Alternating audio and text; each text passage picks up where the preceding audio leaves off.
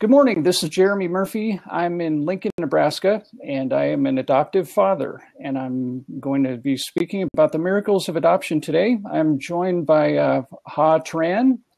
Welcome, Ha. Good morning. Good morning, Jeremy. And Ha, you're in Massachusetts somewhere, correct? Yes, I'm in Beverly, Massachusetts, and I just be a co-host today because I want to support my dear friend Jeremy, and that's it. Thank you, Ha. I appreciate that. I want to talk about our experience with adoption within our own family. It's an important topic. Before I get into that topic, though, I have a quote that I want to enter into the record. And if I don't read this now, I'm going to forget. And it's important because it's an ancient Chinese belief that kind of describes some of our journey to adopt in our case and what that felt like. Here's the quote. It's about an invisible red thread. An invisible red thread connects those who are destined to meet, regardless of time, place, or circumstance. The thread may stretch or tangle, but never break. And once again, that's an ancient Chinese belief. It's frequently cited as a description of, a sense of destiny, if you will. That adoptive parents are meant to meet their particular children that they end up adopting. And I think those of us that have been through this process, I think we've seen some powerful confirmation of that. Our journey to adopt goes back several years. My wife and I have been married since 1993. Back around 2000 or so, 1999, 2000, we were hoping to conceive and bear children biologically. We both had fertility issues. We tried to get that dealt with medically, and we hit the wall. And my wife was taking fertility medication. We both got to a point where we felt like we were just scientific test tubes. Felt very unnatural and very uncomfortable. And so after a lot of prayer and discernment, we decided that we wanted to pursue an adoption. And immediately it was, I became more interested in it first. My wife's heart really wasn't open to it right away. But in speaking with her and talking about it, her heart opened up to it, and we realized that we weren't getting any younger, and that, as a distance runner, that may have affected, our ability to conceive. I guess, we can talk about all the things that affect whether people are able to conceive naturally or not. But we decided that adoption was a path for us. And then we had to make a decision: do we adopt domestically or pursue an international adoption?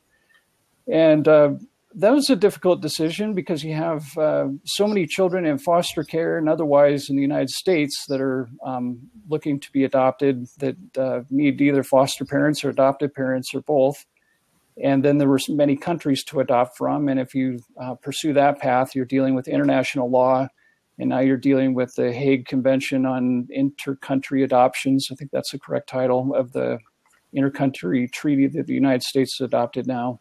And several other countries have also. So we started looking at domestic adoptions. Some of the issues with that, both of us were working. It didn't look like it would give us enough notice. In some cases, you don't get a lot of notice that a child needs immediate placement with foster parents, and that the adoption would proceed. And it appeared that some of the foreign options would give us better predictability and maybe enrich our families in cultural ways that some of the domestic options might not provide. So it was my wife's heart that opened to China. And China was not the country that I had in mind at first. I had a little bit of Spanish language that I'd learned, so I was kind of looking at Guatemala. But, the more I looked at it and thought about it, and, my wife and I, we prayed about it, we realized that China was perhaps the correct path for us. There were some signs that I believe that God sent to us that was the path. I had when I was in law school, I had a Taiwanese roommate. And so we talked a lot about China, Taiwan, what life was like there and all that. And, I just, that makes you think more about that part of the world. It makes you think more about Asia and what's happening there and what the particular plight of people there is. And, I was attracted to the art and the music and the culture of, it wasn't just a matter of the Great Wall. It was the culture, calligraphy, the music, different lifestyle. We do things so quickly in the West, and in the East, it seems like there's this slower path of living in a lot of cases, and kind of pausing for, to really absorb what's happening in life.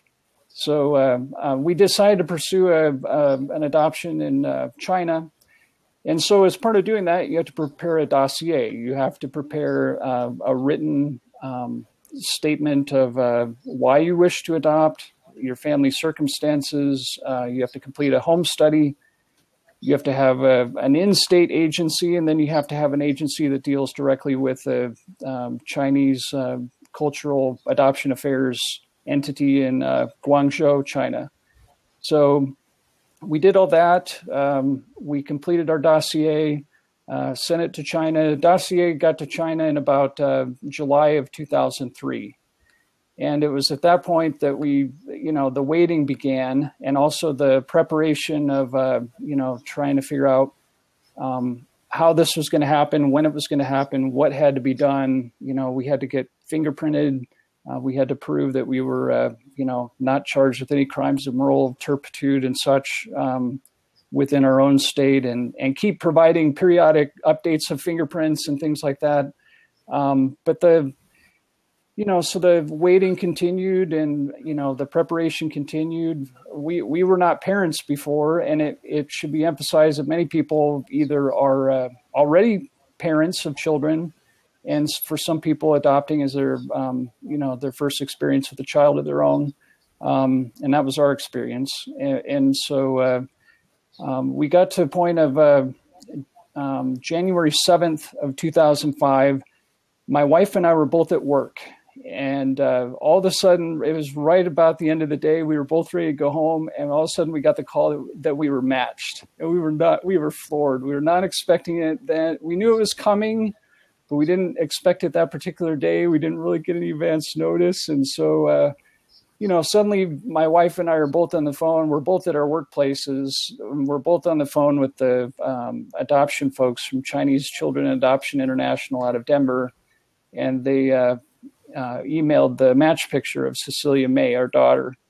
And so, we were overjoyed, beautiful child, answered prayers, just, tears of joy. There are so many emotions that you're hit with at that moment, and you realize your life is going to change forever, and it's going to change quickly.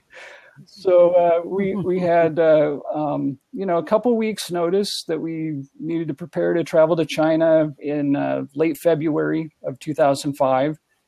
And so we made the preparations. And fortunately, I was self-employed, so I was able to tell the courts, look, I can't be in court these days because we're going to be in China. And my wife had to get, clearance from her employer to travel and everything. But of course, her hospital was very supportive. They realized how important this was. And, we have all these influences that affect this decision. And for myself, I had my aunt had adopted children from Korea. My uncle had adopted domestically. And I look back I do a lot of genealogical research in our family. And it's interesting to me as an adoptive father. I look back and I see adoption. I mean, it's everywhere. And so that made my heart more open to pursuing this.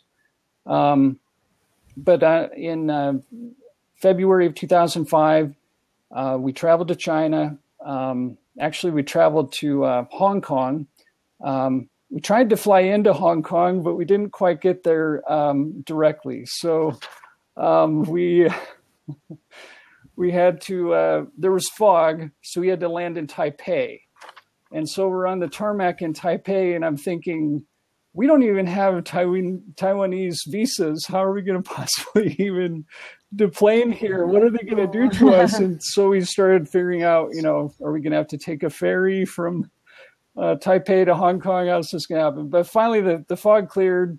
We had to stay on the tarmac because of the visa issue, I think. And they thought the fog was going to clear sooner. But we flew to Hong Kong, very sleep deprived, jet lag. I'd never traveled overseas before, and so this was a huge, adjustment for us, and adjusting to changes in time and cultural differences, and suddenly you can't speak the language, and you're immersed by everyone speaking in Mandarin Chinese primarily. And so we had little cards that could translate little things like, we're Americans, we're here to adopt children from China. I had a peanut allergy, so I had to have that on a little card saying that in Chinese. I can't eat anything with peanuts in it.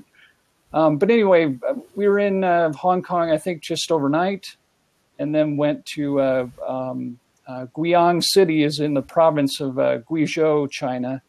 And that's kind of in the south central region. Our adoption tour guides called it the hot and spicy region of China. And I don't know. I think some of that goes into the cuisine, and some of that may go into some other things. And some of it is maybe just a myth they created to make it more interesting to us. I don't know. But the interesting thing about our group is that we traveled as a group primarily. We didn't all take the same planes over there, but some of us were on Singapore Airlines together in a flight. And so that got, that helped us bond early to figure out who these parents are, and, do they have children already, where they live. A lot of the people in our group live in Colorado. Our travel group, 726 of the Chinese Children Adoption International Group.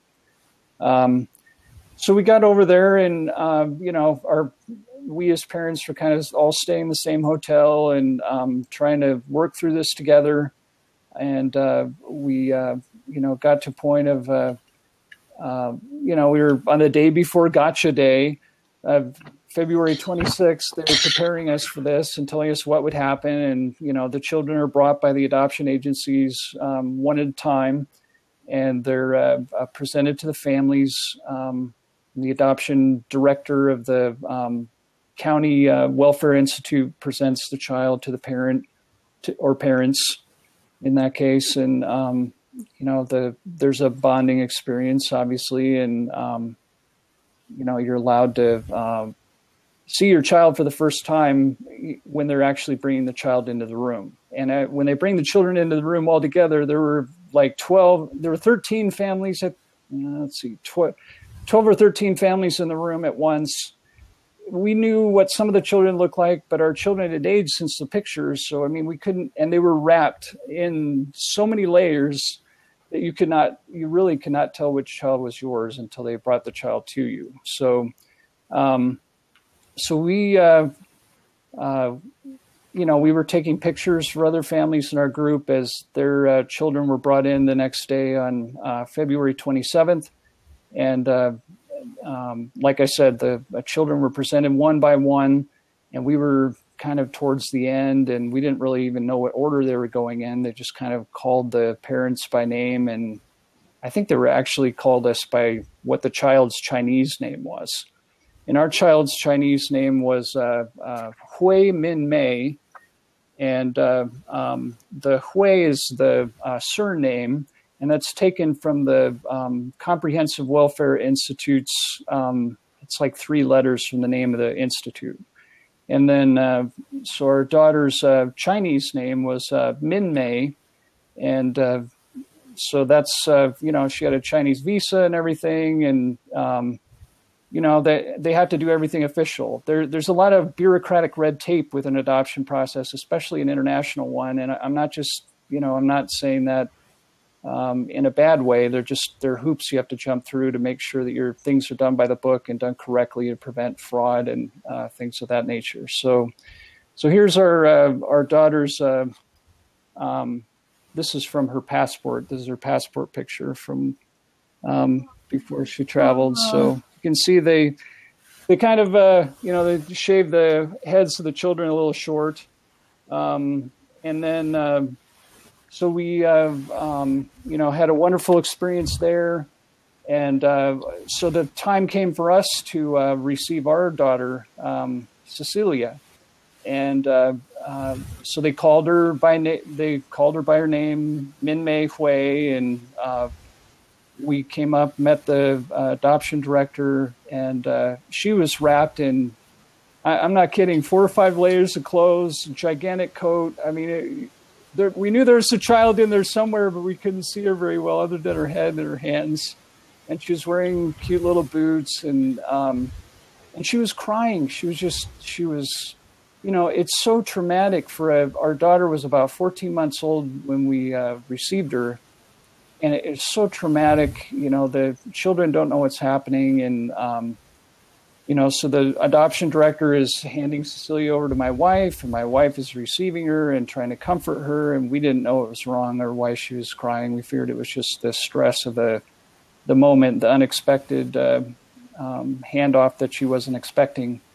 And so, we got to meet with the adoption director privately after that. She met with all of the, there were, I think, 2 other families that were from our particular orphanage. And we were kind of spread out over, different orphanages over this province of Guizhou. But we were in Guiyang City, which is the capital of the province. And so, about 3 of us have in common, the same orphanage, the same county welfare institute. They kind of those terms get thrown around. They're synonymous in China, but that's kind of the language they use. So we received our daughter. She was very sick. We had to take her to the hospital. And so we got to learn about Chinese medicine, which is fascinating because my wife is a pharmacist. So we get in the cab, we go to the hospital. The doctor is meeting the patients one after another. And I mean, it was much different than American medicine. I mean, they seem to be a little faster and more direct. But they did some tests, and it looked like our daughter was just starting to get pneumonia or on the brink of that. So they had to give her some medication, and they gave her some medication there, and we had to give her other medication, and we had to trick her into taking it. And so we had to, fortunately my wife knew how to crush up medicine, how to hide it in, different food. And fortunately there's a Chinese equivalent of oatmeal. It's called congee.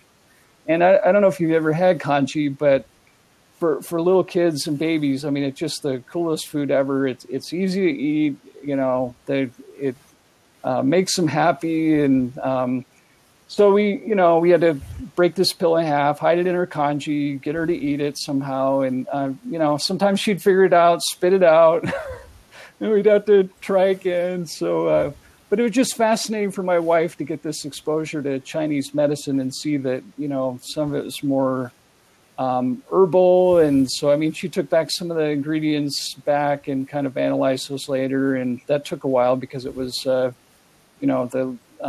labels were all in Chinese and there wasn't an English translation of them or whatever. So we got our daughter some sort of emergency medical treatment that seemed to get her settled down. And so a lot of the emotion she was expressing, I think, was related to just her being sick. They told us that she was sick, and fortunately with the adoption group leaders that we had, they said, we think you need to take her to the hospital because she wouldn't drink milk or anything like that. And it would just, we had to make sure she was getting proper nutrition and all that. So, we, let's see, the next day on, make sure I have the right date.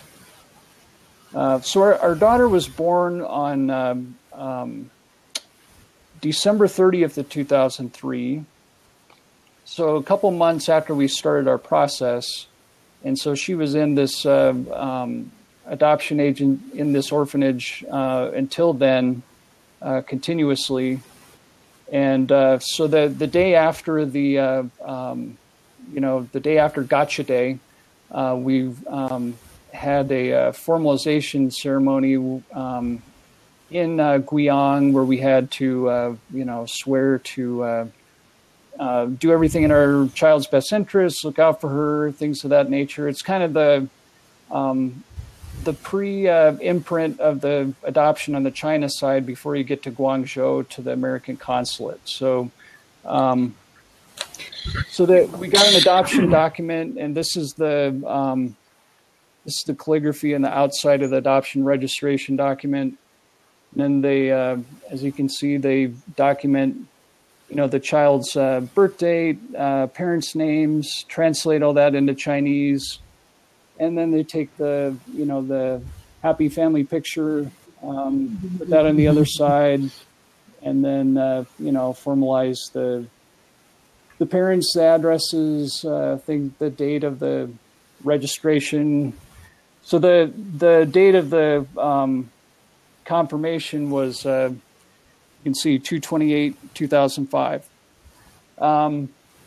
So at that point, we completed kind of the local requirements for adoption.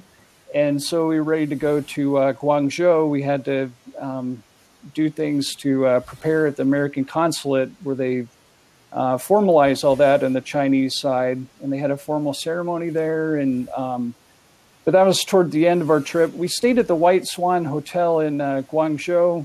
It's kind of moved more commercial lately, but it used to be the hotel where all American parents would stay, and or parents that were adopting Chinese children from different countries, not just from the United States, but from any country, really. So, so there's this huge bond, not just with our group, but all the families staying at the White Swan Hotel were all pretty much adopting Chinese children, with very few exceptions. There might have been a couple of business people in there, but primarily it was adoptive parents.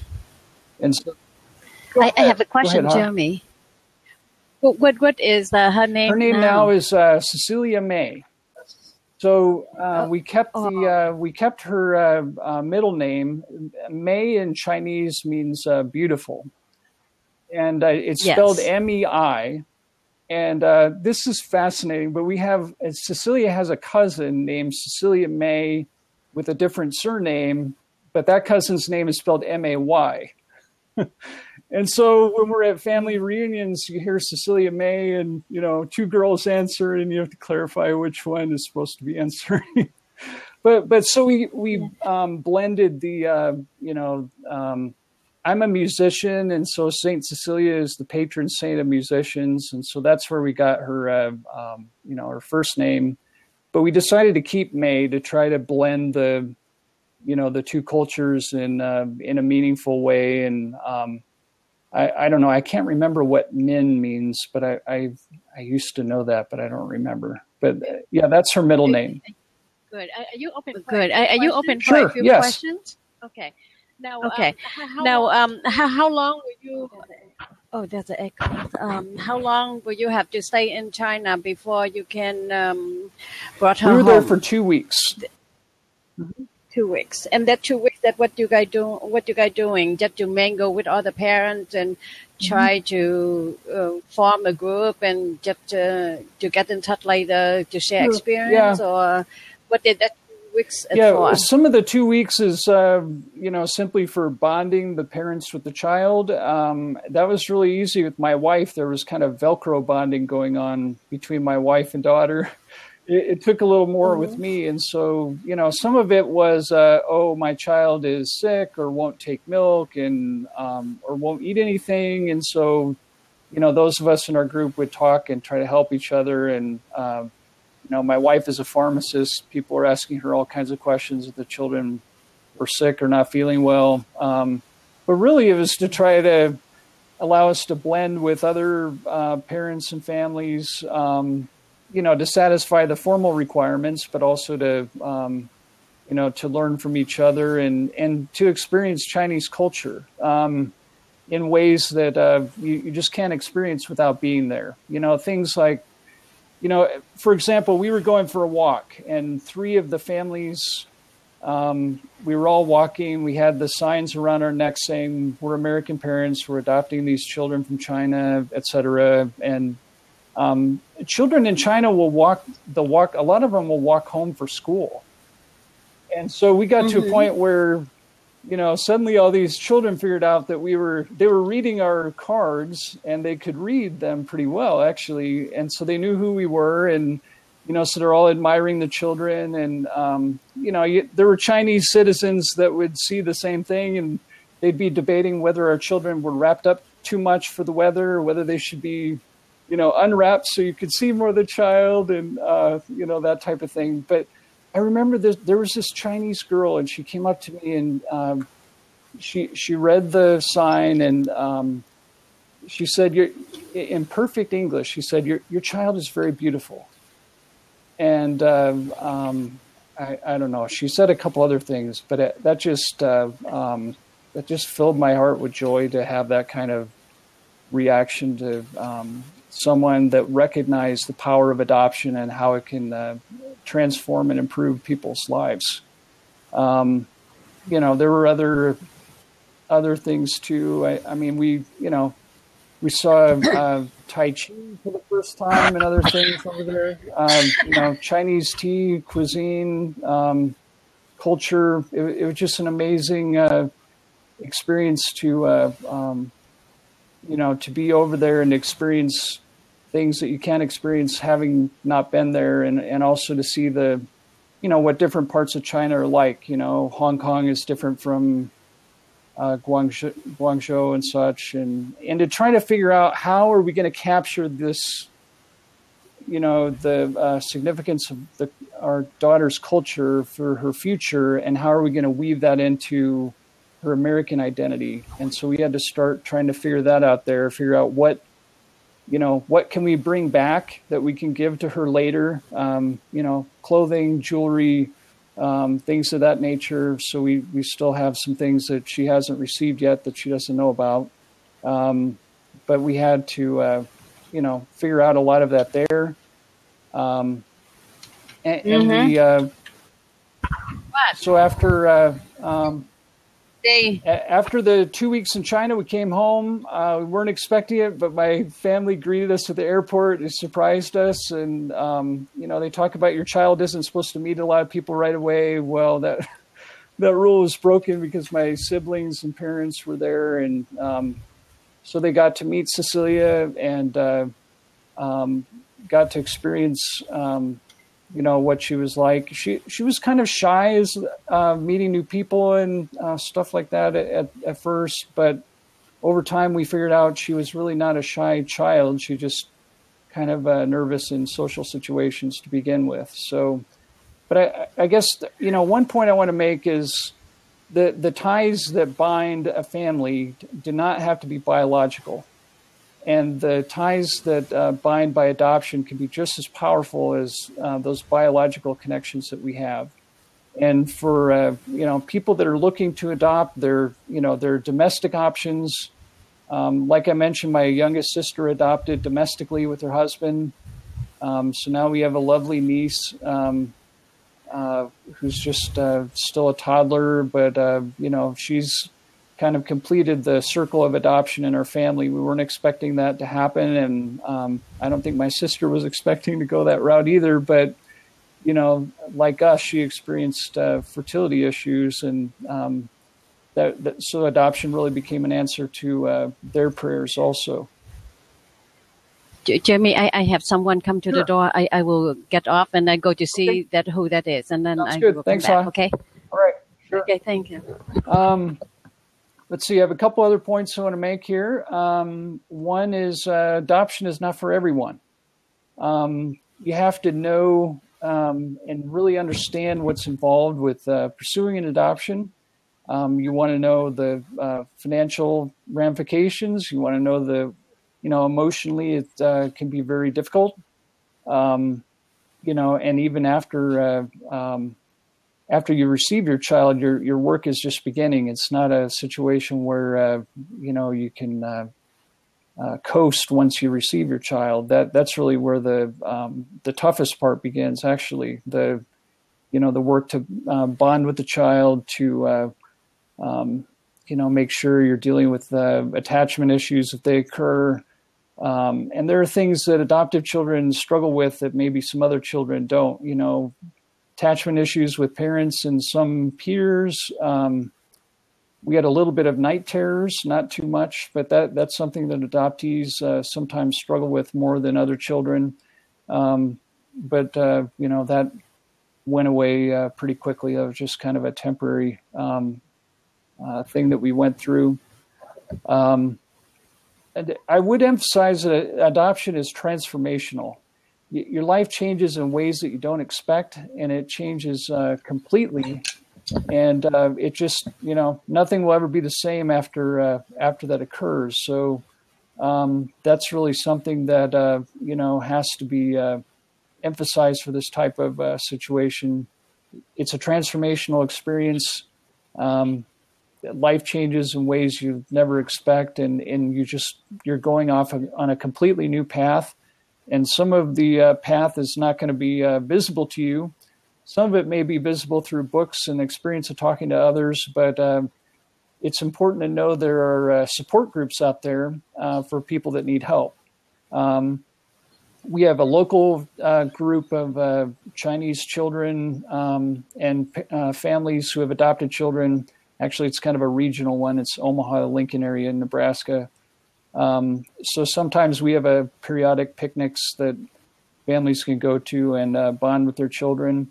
Our adoption travel group, we have periodic reunions. So we try to get together maybe once a year or whenever we can, really, to try to allow our children to continue to see each other, play together, remember some of the times from traveling to China. And I don't think our children remember much of that. I mean, they were all about 12 to 15 months old, roughly. Some might have been a little younger than 12 months, but most of them were at least 12 months old, because at that point it was taking about 12 to 18 months to adopt children.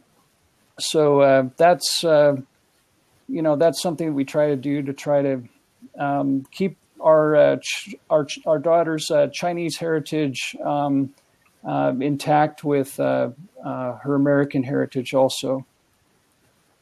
And that's a tough process, because you have to figure out how much of your child's Chinese heritage, how can you keep that intact, and how can you also, you know, remind her of our American heritage. So one way, you know, you can do that with humor too. We had, for a while, our daughter had a shirt that said, it was a St. Patrick's Day shirt, and so it said, "Kiss me, I'm Chirish." So, you know, Chinese and Irish makes Chirish. So I don't know, that was one of our favorite shirts that we had her wear a lot.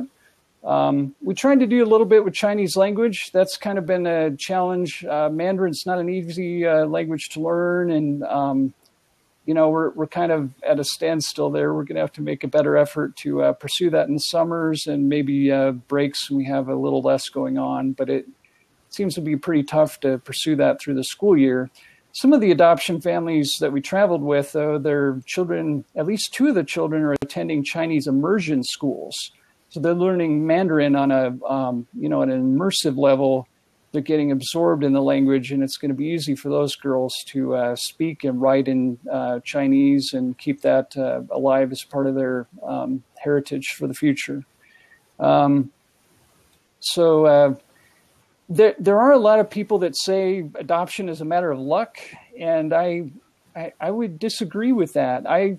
You know, even in China, a lot of times the families would come up to us and say, "You're such a lucky baby. You're such a lucky baby." And you know, I mean, we're not going to disagree with that publicly or anything, but it was so much more than luck. It was more than serendipity that made that possible. It was, you know, like I said with the invisible red thread. It was destiny. It was, you know, part of God's plan for our family and for our daughter to meet and connect, and to do so in a meaningful way that would be transformative for all of us. So, so that's what I would say on luck. you really have to work at growing in faith and love, and that strengthens the bonds between the child and the parents, and strengthens the family. And you really have to have that as part of your center. That love has to grow, and you have to open your heart to your child and realize that your child's going to have moments where he or she is going to open their heart to you, and you have to be prepared for that. And you have to be prepared to drop whatever's in the way if it's a big issue, and really allow the child's needs to be met, and to keep that relationship strong. Because once you get close to the teenage years, as we know with raising children, it just becomes much more difficult to communicate. And so that's partly why we're working so hard with our daughter right now. She's almost 12 and still listening most of the time, but we want to make sure that we keep that communication strong, and keep our door, kind of having a door open policy, so our daughter can ask us anything if she needs to help with something or is concerned about something. And we look for, if she's struggling with something, we want to try to help her in any way we can. I talked a little bit about the support being there when you need it, and the local support groups that we're in for adoption. There's also the agency that we went through, the Chinese Children Adoption International out of Denver. They have periodic reunions. They'll do cultural events. They have Chinese camps for the children in the summer. If children want to come and learn about Chinese culture or dance, or just learn the language, or all of the above, children over certain ages can come and connect in those kind of meaningful ways. And like I mentioned, we try to get together with our travel group that we went to China with at least once a year. And with it being 10 years since we adopted our daughter, we were trying to do a big reunion this year, and it didn't. Some of the families were able to connect, and we just weren't all able to get together, even though we wanted to. So we're trying to, make that a priority for the future. It's just difficult. You get people live in all different states now, and it's so hard to get people together. And, one of the dads works in Thailand periodically, and so it's hard to get him back for an adoption reunion too. But we're trying to do a kind of a scrapbook to commemorate the 10-year anniversary of the adoption of our children, and talk about, what our child's Chinese name was, and what our child likes to do now, what our child wants to do when she grows up, and, just give people a different flavor of where your child came from, where your child wants to go, and kind of a directional focus, but also looking back at, our journey together and trying to connect the dots in a meaningful way. Let's see. Adoption is tough, difficult, and challenging, and not always successful. This is a very hard part of this for me. We love our daughter very much. We actually tried to adopt a second child from China. About 2 years after adopting our daughter, we launched a second process. Things were going pretty well, but then the process started to slow down, and, getting fingerprinted over and over. And we got to about the 3-year point of waiting, and they took the time limits off the process. And we were heartbroken at that point, because then you have no real predictability as far as when the adoption could be final or not, or whether it's going to happen at all. And so at the 3-year process, I'm trying to keep all the balls in the air with keep extending our fingerprints and keeping the documents to adopt through USCIS to keep that intact. And we finally decided we can't do this. We received powerful messages telling us, I received a powerful message telling me that your family is complete. And my wife had let go of the process before that. And at the point that I received that message, I just felt like, sometimes it's just not meant to be. And some children are meant to be with other parents, and we have to understand that and accept it. And it was very difficult to close the door on that. I really wanted to go back and adopt another child. But when we step back and we realize that I have a sister with special needs, I have nieces and nephews with special needs, aging parents, all these other, 6 siblings who need my time and attention for different things, you start to feel like, well, maybe there's plenty of work for us to do, and maybe it isn't in exactly the way that we expect, but we're all called to be that compassionate heart for someone, regardless of who they are, and that we have enough nieces and nephews that need our time and attention also, besides our daughter, that we want to be able to have enough time and attention for them and not have to not have to tell them that we can't help. So I want you to realize that sometimes you start an adoption, you may decide that it's just not in your best interest to complete it, or, in our case, the laws changed. The Hague Convention was going into effect. We got our adoption launch before that was going to take effect, but there were all these things we had to keep in the air in order to, keep it as a pre-Hague case. And, when it got to the point of, 3 years into waiting and the time limits disappearing, that just was, that was a point where we felt like we couldn't continue. Now, to give you a positive example of someone who was able to go back from our group and adopt, there is a family that did go back and adopt another child from China. And so they have 2 adopted daughters from China now. And, beautiful child, so it is possible, it is still possible to adopt from China, but it's kind of become a primarily a special needs situation. And, some families can provide for children with special needs, some can't. And there's a discrepancy in how much those cost, not only financially, but also emotionally.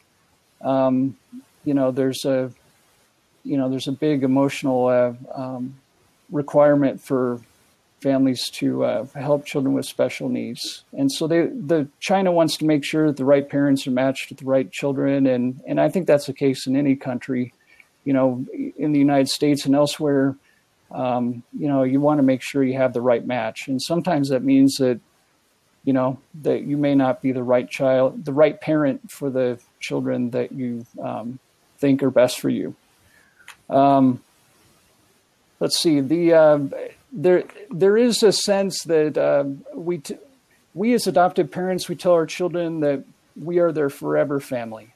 And this gets tricky when children are asked to do family tree projects, and they're asked to show their ancestry and all this. And, obviously adoptees frequently don't know who their biological parents are. Sometimes they do if it's an open adoption, or if the adoptee has searched for their parents and such.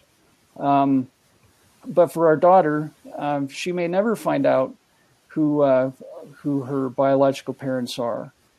And we have to accept that. We're going to have to prepare for questions about that, because I know they will come, and I know that curiosity will happen with her. Our daughter's very curious about everything, which is wonderful if you're trying to learn things from an educational standpoint. But it's very difficult if you're trying to really make that a part of what you're about. So when we're doing our family tree, we put our daughter in our tree and we show her the ancestry that we know. And even those of us that know who our biological parents are, we don't always, there are limits to how much we know. You reach the end of your family tree sometimes, and you move out on other branches where you do know, or you can find information. So there are limits to genealogical research, and I think that's something that all of us struggle with. But especially I think adoptees struggle with that more than others. And we're going to have to figure out how to handle that kind of uncertainty when our daughter asks us about it, when Cecilia asks us about it.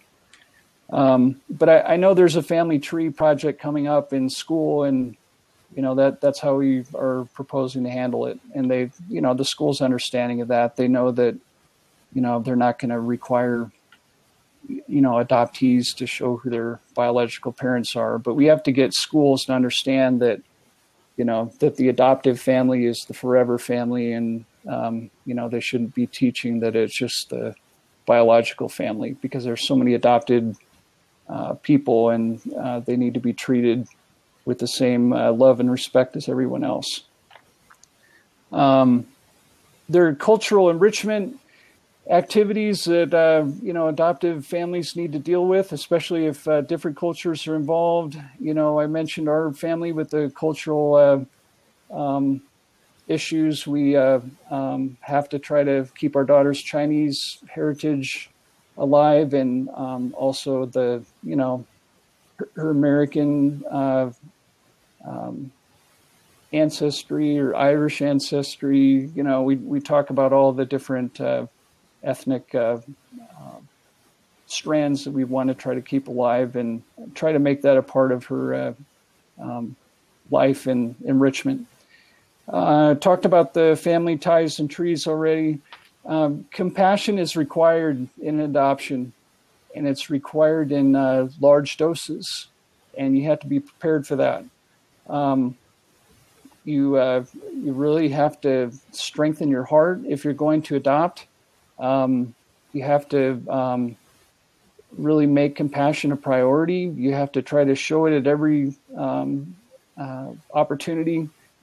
And other families that are looking to adopt are watching too. So you have to, I think we have to be good role models for them, and show that we can be compassionate and that we can love our children as they are ours, and really show them that their love and compassion is a big part of their life, and to model that for our children. We want our children to have compassionate hearts too, and to love others, and to be positive, not to be, negative. And that, that means there's sometimes people don't understand what adoption is or what it means. And so things get said, and, maybe they're not said very well, or they get taken the wrong way. And you just have to kind of let things like that go and look at it from the lens of everyone having a compassionate heart, and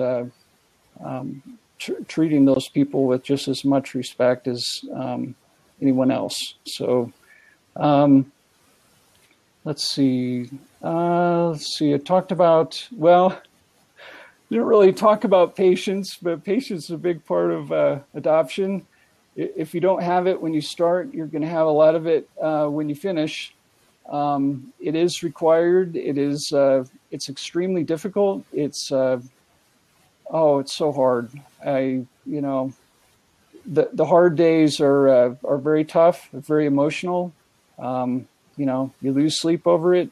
But if you stick together, and a lot of it is just perseverance, endurance, prayer. What else? It's like I would liken it to a marathon. You can look at adoption is not a sprint. You have to pace yourself. You have to prepare yourself. You have to really figure out what's going to be required at what point. And, if you're in a married relationship, you lean on your spouse, and your spouse leans on you, and hopefully you don't have a bad day on the same day. I mean, that's part of the beauty of being married, being able to the give and take of that relationship, and really making that a part of your life. So, Debs, I don't know if you want to jump in or not, but I do want to thank you for being here and for your support and your comments and all that. Sorry I missed your blab yesterday, but I had my internet was out yesterday, so I'm going to have to watch the replay. Does anyone have any questions? I was going to... okay. Yeah, I'm going to let Debs in here. Hi, Debs. How are you? Hiya. I've just walked in through the door and I just sent a quick message out about my blab that I'm doing this evening. And then Hartran says, come in and join Jeremy's, but I didn't know what time it was on. So I clicked into the link and there I was coming into it. So thank you very much for reminding me, Har. And Jeremy, wow, we've definitely got something in common. It was International World Adoption Day yesterday. So I guess that's why I guess you're doing this right now. Am I right? Well, it's World Adoption Month. Oh, okay. All right. So pretty close to the same idea. Yeah. Well, it was, I think it was, I can't remember what day it was. It was yesterday. Was it yesterday? Yeah, yesterday. So me and Vanessa's over in Canada. I'm over in the UK. You're over in America. And it's kind of, you know, I love that we're all coming together with our own stories. I'd love you to definitely watch mine because it was really cool from getting it from other people's perspectives. So for anybody who does watch this or watches this on replay, I was adopted and fostered. Can I just clarify? You've just got one child? Yes. So I'm going to ask you a couple of personal questions. You don't have to answer if you don't want to, but I'm always intrigued, you know, from an adoptee as such. One, couldn't you have children? Why did you adopt? Why a different country? And did you have to pay? I know that's like 4 questions in there, but I'm kind of intrigued because the conversation that we all ended up having yesterday. Sure. Yeah. For us, it was, we both have fertility issues. And we did, you know, we got tired of being treated as test tubes. We wanted to do something that was more holistic and natural and positive. And I had adoption in both sides of my family that I saw. So I saw the power of adoption and the miracle that it produced in other families. And so we decided to pursue it. I talked a little bit about why another country earlier. We just... we looked at domestic adoption, but we needed more predictability for work and being able to travel and such, so a little bit more advance notice. And so China wasn't originally the country that we were looking at, but my wife twisted my arm and persuaded me that it was the right option. And, you know, after looking at it, I decided that she was right. And yes, we had to pay, and it was a significant amount of money. But it was worth every penny. And I would emphasize that people that are struggling with how to pay for it, there are grants out there that'll help people. I'm kind of shocked by that, Jeremy. I don't know if you saw any of mine yesterday, and you'll see that me, and then there's a Scottish guy that comes in. I can't remember his name yesterday. And when he came in, I said to him, oh, my goodness, we don't have that. Yeah, I suppose if you were purchasing a child, it sounds awful, doesn't it, purchasing a child like you've gone to the shops or something. But, you know, from another country, I don't really know what the terminology is because I don't really know from that perspective. But I know me being an adopted child along with my sister, along with another brother and sister. So 4 of us out of 6 of us were adopted in my family. Wow. We didn't know about that. And actually, me and my sister were fostered long term because the natural birth parents wouldn't give consent to adopt. They have to actually sign a declaration, say they're either okay to be adopted or they've had to, the legal system's taken them away. So we had a fight and battle for about 15 years. So I actually officially got adopted when I was 17 and my sister was 16. But it was very apparent yesterday that we were airing it from all angles. We had a beautiful lady who listened to her story. She ended up giving her child up at age 18. Even though she didn't really know what she was doing. She never ended up having more children. I don't know, she couldn't have children. I think that was it. So, you know, she's just rekindling, I guess, you know, a kind of a relationship, which, you know, it's kind of hard after all those years or whatever. Then we had the social services perspective coming in. Then there was me obviously being adopted. Then there was Vanessa, and it was kind of really lovely listening from different people's angles, you know, on the world of adoption. But I wanted to put out there because they don't make it easy to adoption. You've told us that it's red tape and there's a lot of things to go through. So I've kind of said a miracle of adoption. I feel so blessed and proud every single day. Now you might realize why I am like I am. Because every day, this will be your daughter as she grows up, you'll really appreciate that you were privileged and taken in. I mean, I was in a children's home, so kind of slightly different. I was about 2 and a bit years old. My sister were a baby. And here I am wanting to change the world, little crazy old me. I'm going, can you see you've got a whole new lease of life? So I've got humble beginnings and going, wow, you know, that they've taken me, brought me in, given me love, care, and all that kind of stuff, brothers and sisters to play with. And now here I am going like, let's do it out to the world. I've got my own daughter, but I'm a single mom. I share her with my little girl. She's 8 years old. With the dad. She's 8 years old. So I wanted to maybe have another child, but it ain't going to work. You know, I'm a single mom. I have her 4 nights a week, not 7 nights a week. So I didn't feel that was right. So I decided I really needed to give back. I really needed to give back. So I sponsor a beautiful little girl called Ruth in Africa who's the same age and same birthday as my little girl. So we write letters, connect with her, send a Christmas present over, give her money to be able to go to school, education, food, church, everything. What if she's like the next leader or the next scientist, or her children or her grandchildren are something really big, and we was just here to plant a seed for that. So I'm really embracing adoption, fostering, sharing out. They need to make it kind of easier, but not too easy, because obviously there's a lot of red tape. But also the idea of sponsoring a child across the world. We could all do our bit. And I believe that that's how the world will be changed, because there's too many children out there that don't even have the basics. So the Shaw Revolution and the Shaw movement is just one entity of our next generation. Every person, every human being has the rights to food, you know, education, a roof over their head, warmth and love. You know, 5 things or whatever. It's a human being's right, as far as I'm concerned. So the Shaw Revolution and the Shaw movement is basically that. So I want to take my hat off to you, definitely, Jeremy. My cousin, I didn't say who it was last night. I shouldn't have said it out loud. But a close relative of mine adopted a child. So I asked him the question, which a lot of people wouldn't ask. And I said, couldn't you have children? Because that's what people would normally presume.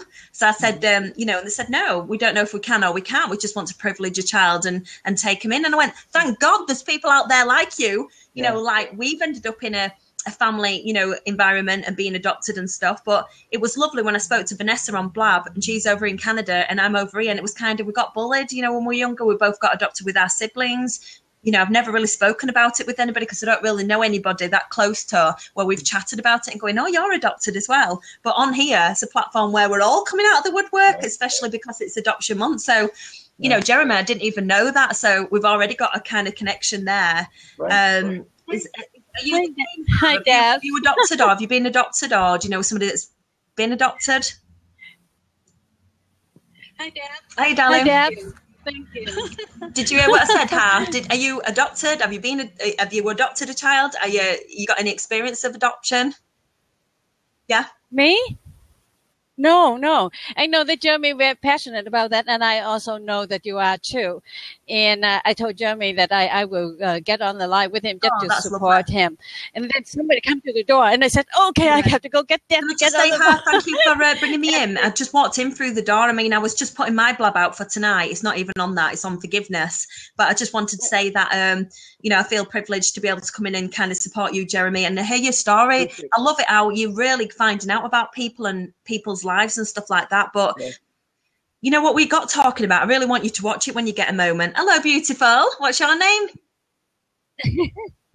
This is, her name is Carrie. And Jeremy, this is Carming. She is a Chinese name. That's How old is she? How old is she? That's a she. Go sit down. Yeah, that's my granddaughter. How old is she? She's, how old are you? It's what, 4? I need to get it right.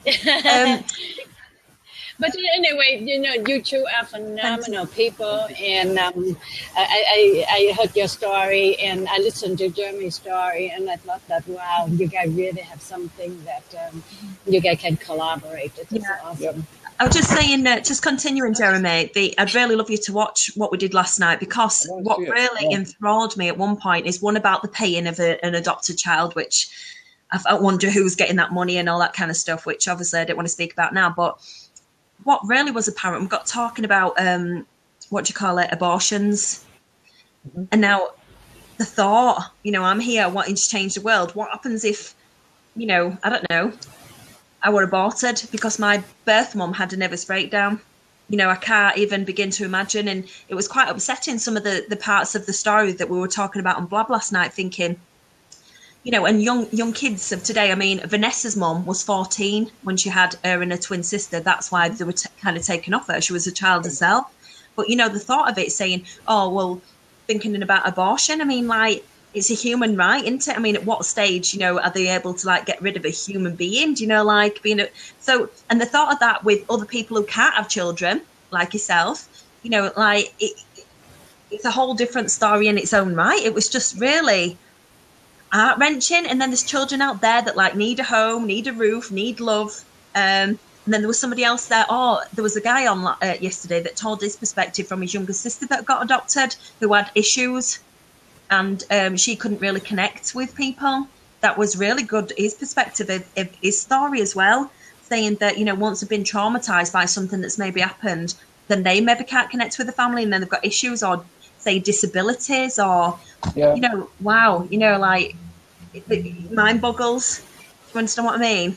Yeah, that does happen. I mean, one of the families that we traveled with to China, the child is now placed with a different family. I mean, so the first match, it just didn't work out for whatever reason. But the family that this girl is with now, you know, the bonds and attachment has occurred. So, I mean, sometimes that's why they have to be so careful in trying to match.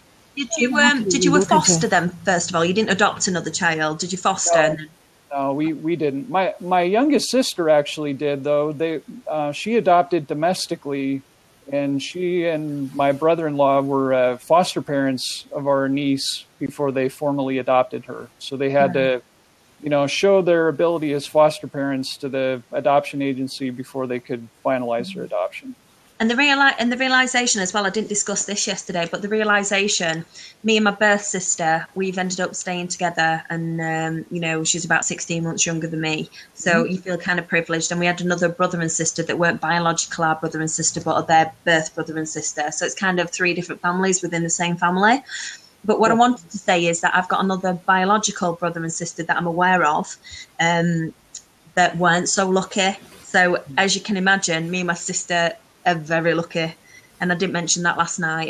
We didn't quite kind of come up, so we're slightly older than us, other biological brother and sister, and they weren't so lucky. And I've heard some of the horror stories, Jeremy. So can you imagine? I'm just sat here right now. There's a lot of other issues that I've been through, which I don't want to talk about now, but I just want to say that I'm very much lucky compared to, you know, my other birth biological brother and sister, and a lot of other people out there. So. Yeah, I really feel kind of connected with you both, you know, because it's kind of a story that's close to home and close to his heart. The difference is, you mentioned there about your daughter not knowing whoever her parents are. Do you know why she got put up for adoption?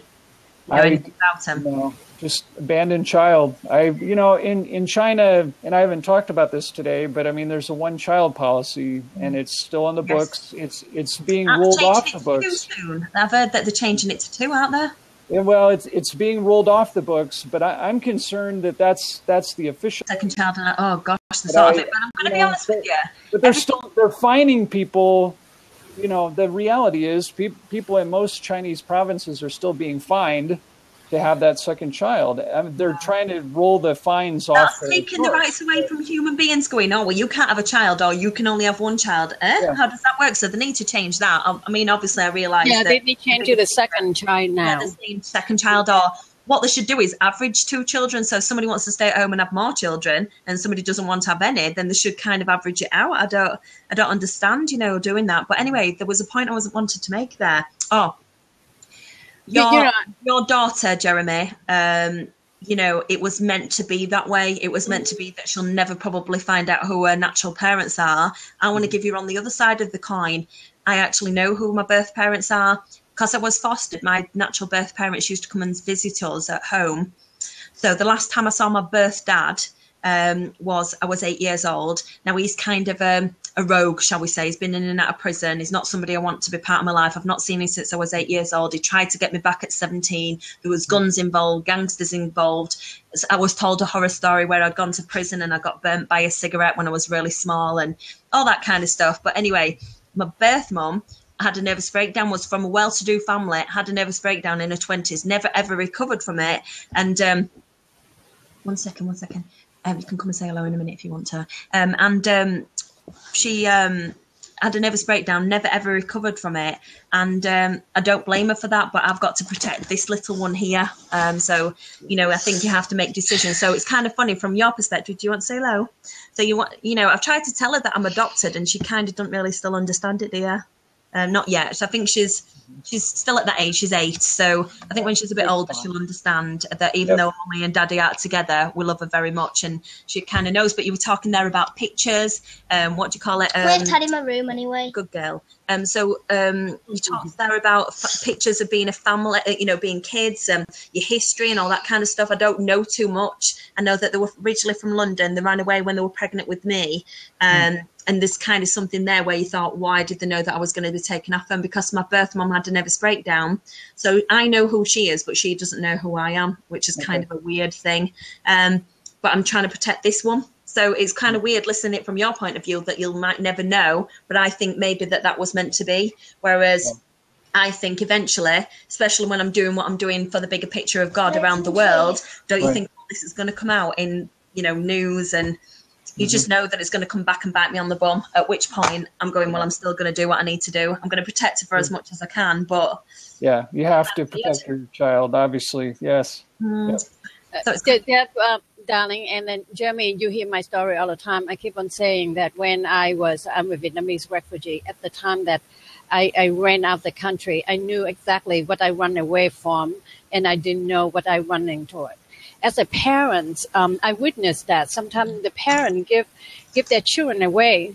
Sometimes they don't know they give the children away to what, but they know that the life with them might not be a good one. And to give children away, that is a sacrifice, because sometimes it's harder on the parent, but because they think that their children better off with somebody else. That is most of the people that I witnessed, especially during the Vietnam War. And you see that when people try to escape, get on the helicopter or the boats, they just put the children ahead of them, because, you know, they said, go out there, anybody adopt them still better than where they were. I couldn't imagine that, Jeremy, could you? I mean, like... Yeah. You know, all these refugees that are all over in Europe now, and all this stuff coming out, and I just couldn't imagine it. I just couldn't take my hat off, you know. But I believe that we're all meant to be on our own path, and like we'll never have answers, but God will know. God will know exactly the position that you're going to take. So I'm 42 years old now. I'm ready to change the world. I think I've been through enough stuff in life. Got enough balls. I'm fearless. I'm ready. So let's just go for it and all do it together. So these platforms that have opened have just like, whoa. And even though there ain't a lot of people watching this, who cares? It's like we've connected. You've got this on recording. You can share it again. And the ripple effect and the vibration will be far bigger than we'll ever know anyway. So it don't bother me. So. And that, what you said earlier, very powerful, that because, you know, Jeremy has his daughter, because it's meant to be, she need to have a life that is with Jeremy and Michelle, and then to have the love and experience, the life she's experiencing. Yeah. Because I think that when the Creator create us, there's a pathway that the channel that, you know, perhaps he borrowed the wound from her parent, but again, that is the channel, that the direction that she need to moving forward. And you know, I mean, for the adopting a child from China, you know, sometimes you might not need to know anything, but you have the respect for culture. That is the most very significant, very important to me. That is, you respect, and you have such a utmost respect for her culture, where she's coming from. And because trust me, as a mother, I have 4 children. I love my children more than life. Sometimes I have to do a certain way, because I think that's what's best for them. Oh, that's lovely. There was a question I was going to ask you then, but my mind's kind of gone blank. I was saying about sponsoring children. I think it's not looked at enough. I think we need to reach children in whatever capacity. If it's very hard to adopt, or people don't want the commitment all the time, the money, the energy, and there's too many obstacles that you need to overcome and stuff, that there's an option to, you know, sponsor children. Like you've got a sponsored sister in Africa, aren't you? And we write letters and stuff like that. I'm hungry. Good girl. Yeah, just... there was another question I was going to ask, and my mind's gone kind of blank. Yeah, I'll think of it in just a second. Yeah, I'm overwhelmed, actually. I'm really, you know, I feel really blessed. What's that? Really do. No, I'm talking, darling. Let me talk, yeah? You mean you like this one? Yeah, good girl. Good girl. Well, I did want to emphasize, I think, adoption is not something people talk about enough. And I think that's a problem. I think it'd be good, Jeremy. Yeah. I don't know if this is anything. I was thinking about your daughter. Do you know, like, I kind of, when Vanessa came on, she must have watched you were watching one of my short talks and adoption just got brought into it. Then we connected and we ended up doing a blab and we kind of really connected solely now, do you know, because we're both adopted. Yeah. I kind of think there's stuff out there, but there's nobody's, feels like they've been in it like me. Do you understand what I mean? Like, do you feel like you want to be connected by people who'd understand? Oh, that's what I was going to say to you. Obviously, your daughter's a different culture, different background, different race to you. We were on about this, me and Vanessa, because she was in the same boat. She was a different race, different culture and everything, her and a twin sister. We were talking about being bullied at school. So I was bullied for a different reason. I was bullied because the children at school knew who my birth mum was. So that's a kind of a weird one. So it's an extreme. She got bullied because obviously she was kind of a different race. Not too much, she said, but, her parents were blonde-haired and blue-eyed. And there they are, Brazilian with like dark hair and dark eyes and, different coloured skin. So has your daughter had any kind of bullying, say at school or, being a different race? Have you had any, anything like that to be content? Not that I know of. I mean, sometimes people will say things, and I talked about this earlier. If that happens, I just let it roll off my shoulders. I figure if you don't understand adoption, I can explain it to you if you have a while, but it might take a couple hours. Yeah, it was more for your daughter, It's more for your daughter because, like, I went through it, so I know exactly what it was like. And I'd hate to think she was bullied for anything. I was bullied because I was skinny. I was bullied because I was fostered and adopted. I was, bullied for lots of different things like that. And I'd hope that she don't get bullied for nothing, but I can understand why it's happened to me to do with everything that I need to do today. So I wouldn't take any of it back. But I've just wondered, does your daughter, has she ever said that she's been bullied? Has she ever, come to talk to you about it? Or has she been absolutely fine? Yeah, not that we know of. I've had things said to me that were insensitive that I would say just don't fit either people that don't understand it or people that are just going out of their way to be mean and hateful. And I just ignore it. What kids get bullied for because of fat? They wear glasses, ginger hair. I got bullied because I was skinny and, fostered and adopted a different race. I just find it so bizarre that they can be like the worst ones and they probably don't even realise why they were doing it. I got bullied at school and I actually approached the ones who bullied me at a high school reunion a few years ago and I'm bigger than they are. And I goes, bully me now. And she got, do you know what they said to me? They don't remember it. I never forgot it, but they never remembered it. How weird is that? We talked about it in bullying a couple of weeks ago. Yep. Sometimes people have selective memories. They want to remember the good things and they want to let go of the bad things. And that's something we have to do as part of the adoption process too. I'm sure that I've forgotten some of the negative things that I don't want to, I don't want to remember some of the pain and the emotional parts of this. Some of it is very challenging, especially if you're not able to complete the adoption, like the second attempt to adopt from China, wasn't successful, but I decided we have to let that go. I mean, children have other parents that they're intended to meet and be a part of their lives. And there are a lot of people that need my help here and elsewhere. So, I got a message that our family was complete and decided to obey it, and that helped me move past it. And I wanted 2 or 3 kids, and here I've got just a single one child, of which I share with the dad. So I ain't even got a full time. Which I'd say there's pros and cons for that, Jeremy. I'll tell you what we did discuss yesterday about adoption, surrogacy. Saying like especially gay couples who obviously are not able to have them children in their own right, that they could like choose to be surrogate parents or one of the biological parents be a donor then for another child. So that was kind of a whole new topic that got brought up just from adoption. But I just believe that the message out there for me in the bigger picture is it's not easy for everybody to adopt. I mean, they wouldn't even look at a single parent, over in the UK that only has a child at half time. Fostering's not always easy because there's a lot of red tape. There's lots of other options. And I said sponsoring a child is definitely something that everybody can just do a tiny bit to do to get these children to be educated, clothed, food, love, education, church, whatever it is they need to do. and I'm with Compassion. So I'd love to share that link with you, and then if you can share it out anywhere, because adoption's a bigger thing, and I just think there's a lot of children out there that we need to be reaching. So I'm just doing my bit of what I can do, not concentrating on what I can't do. Sure. Yeah. I think we got to focus on the positive, and, you know, I know that's what you're doing, Debs, and I know that's, you know, the positivity and what you do is very important too. So. Yeah. You know, the way I see it, guys, control the controllables. You cannot control anything external, anything that your child have to encounter with in school or when they play on the playground. But, you know, you need to know that you must love her, and then you need to let her know that she is loved and she's special, and open communication if she have any concern, anything, you know, because, and again, she needs to know that whatever the thing is, she meant to be with you, and whatever that is, you know, and I'm sincere, and I definitely believe in it. Parents give their children away, not just because they want to give away, because they think that in their own mind, wrong or right, but they think that their children will have a better life with somebody else, because they cannot see a better life for their children in their own life.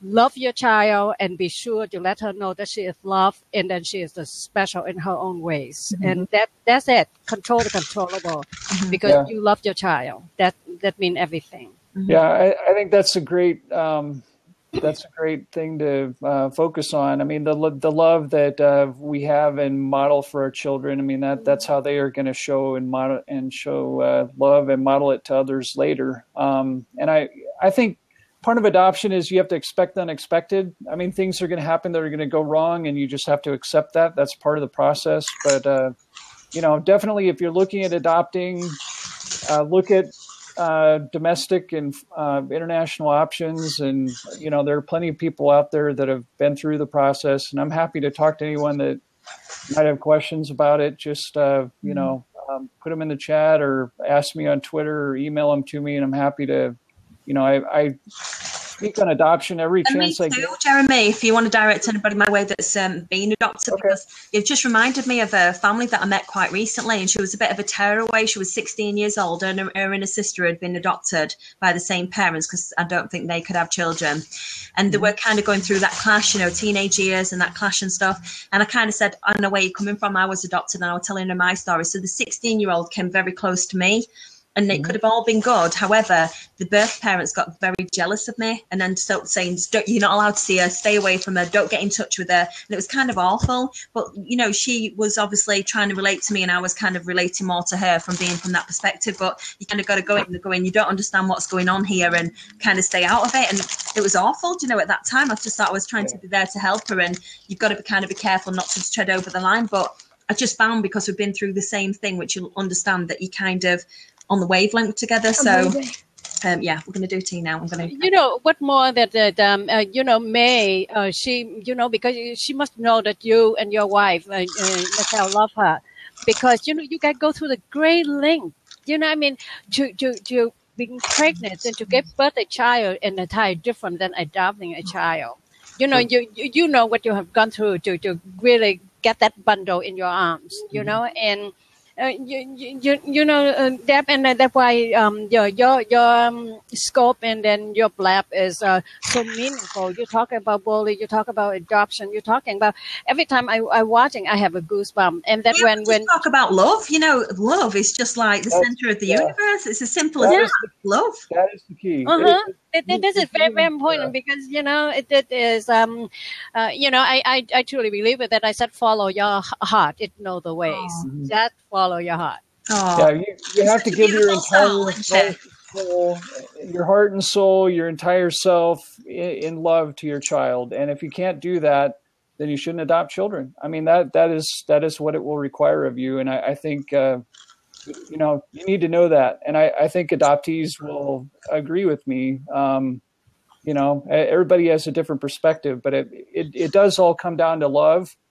And I think that might be the best way to end this with something like that. Just, you know, love ties us all together in meaningful ways. And for families that have adopted, or for people that have been adopted, I mean, it links us in a special way that other people that haven't been touched in that way might not understand. I can't even put it into words. It's indescribable. And I'm not saying that to cop out. That's what I feel. That's what it is. Even if people adopted from a different country, Exactly. you still have that link. Even if the family adopted from Guatemala instead of China, or somewhere in the United States or somewhere else, but anywhere, anywhere, any place in this earth. Yeah, but, and there was something else as well. Yeah, there was something else, Jeremy. I'm just going to share this other link. Sure. I've just put everybody can do their bit in this world. That's what I've said, because that's what it's down to. This is another website just for you to take a look at. These guys who I met through my church and stuff, they actually do mamas. So they're basically in Africa and they do mamas. Let me speak, darling. Mamas. So basically they have some of their own children where they have to come away from the home and stuff, and it's really hard. But in those countries, you know, they're all about supporting the families or whatever. So they come away, take a few of their own children, and then kind of sponsor, adopt, whatever you want to call them, another load of children. So each mama has 8 children each as part of the Watoto. So they kind of got a mother figure to come to. But what I love about it is even after they retire, these lovely, beautiful ladies, that they're looked after in the retirement. So Watoto and some of these other people can get 8 children, because sometimes I think we want to do more than just our bit. So to have mama that has 8 children each, that can give them the love and the time and feel like they're part of something bigger, and it doesn't cost as much, because I think you pay for the mamas instead. It's kind of worked funny, but then they're looked after, you know, when the kids like grow older. And I just think that's beautiful as well. And I've got people close to the ground in kind of Africa that could like reach that. My little girl's 8 going on 18, and she's already changing the world. I'm already in junior school. You're already in. Tell them what you do. Yeah, that's fine. We're saying, what do you do for people? What do you do for people? Do you know? What did you do for that old lady? Cute. What did you do for that old lady? Who? That old lady outside. Can't remember. You can talk to him properly. I don't. Can't remember. She gave him, and that's random kindness. She gave him a box of chocolates that she wanted to keep, and she gave it to this old lady who started crying and said that she had nobody that loved her, and nobody were even bothered about her, and she had nobody. She were crying, I were crying, and then she's going, "Why is everybody crying? I've just given chocolates." So she wanted the chocolates, but gave them effortlessly to somebody who needed them. It was just so she's kind of taken on the Shaw revolution, I guess. Now, I think on that note, I think I better go, guys, because I've got somebody wanting the tea, and I've got to get ready for my blog later. Thank you for so thank you. Please send a message, and if I can do anything for you, then please let me know. So, see you later. Bye. Bye. Okay. On that note. Did you have a great show? And I mean, Deb come in and give some insight. That's awesome. Yeah, I'm really glad she was here. I probably should have sought her out to provide an adoptee reflection at an earlier point in this blab, but it's meaningful to have her interaction nonetheless. And she's filled with knowledge, as you can tell, and how we can help around the world. Yeah. Even if we're not helping by adoption, you know, you sponsor a child, you see people in need, you help them any way you can. I mean, those who have been given great gifts are called to give without measure to people that need their help. So with that note, I would emphasize, you know, open your heart to adoption. You know, think about it, pray about it. There are all kinds of people out there that have information about it that can help, answer questions, give you information. I've seen this miracle happen twice in my own family, once in mine and once in my youngest sister's, and it's touched so many other lives. So I really am grateful for the wonderful gift that adoption has provided to our family and to so many families around the world. And I'm really grateful, Ha, to you for you know, for being a part of this special story, and want to thank everyone who's been a part of this. Both our live viewers and our replay viewers. And thank you, Dave Moore, for coming. We appreciate it. And I appreciate all your comments. Yes, parents are the ones linked to their children with love and not necessarily with biological ties. And that sense of love and modeling that love for our children will change and transform their lives, and it'll change and transform ours too. So open your heart and mind to adoption. Love your children, love those who need our help, and help them whatever way you can. Okay? All right. Thanks, everyone, for joining us. This will conclude the adoption show, and I'm hoping to address this topic periodically in the future, but I wanted to at least create a first show that we can build from. So take care, have an awesome day, and think and talk about adoption every chance you get.